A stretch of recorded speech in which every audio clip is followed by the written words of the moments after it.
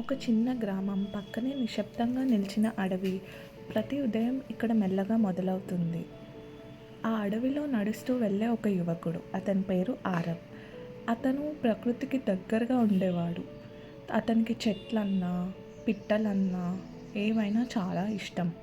అప్పుడు ఆరవ్ నడుస్తూ వెళ్ళగా ఒక గ్రామస్తుడు పరిగెత్తుకుంటూ వచ్చి, నగరంలో ఒక అవకాశం ఉంది, ఆరవ్ వెళ్తావా అని అడిగారు.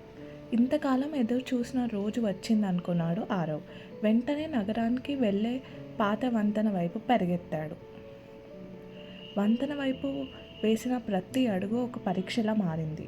చెక్క కదిలింది, చీలికలు విస్తరించాయి. కానీ ఆరవ్కు అది వినిపించలేదు. ఎందుకంటే ఆశ శబ్దం చాలా ఎక్కువగా ఉంది. ఒక్కసారిగా వంతెన విరిగింది. ఆరవ్ గాల్లోకి లేచి నీళ్ళల్లోకి పడ్డాడు. అప్పుడు ఆరవ్ అనుకున్నాడు, నాకే ఎందుకు ఇలా జరుగుతుంది అని చెప్పి. తీరానికి కొట్టుకొచ్చాడు ఆరవ్ గాయాలతో. వర్షం పడుతుంది. ఆకాశం కూడా అతని ప్రశ్నలకు జవాబు ఇవ్వలేదు. ఎందుకంటే ఇదే రోజు నేను తప్పేం చేశాను. అతని మనసులో కోపం నమ్మకాన్ని మింగేసింది. కానీ ఆరవ్ ఒంటరిగా లేడు. అడవి అతన్ని వదిలిపెట్టలేదు. పిట్ట అతని పక్కనే కూర్చుంది. ఉదయం వెలుగు వచ్చింది.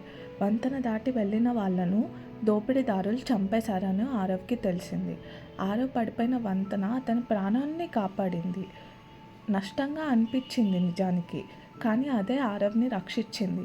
అప్పుడే ఆరవ్కి అర్థమైంది, ప్రతి ఆలస్యంకి ఒక కారణం ఉంటుంది, ప్రతి నష్టంకి ఒక దారి ఉంటుంది. అతను తిరిగి ఆ వంతెనని నిర్మించాడు. ఈరోజు నీ జీవితంలో ఏదైనా విరిగితే అది నీ ప్రయాణాన్ని ఆపకూడదు, నీ ప్రాణాలను కాపాడడానికి కావచ్చు. ఎందుకంటే everything happens for a reason.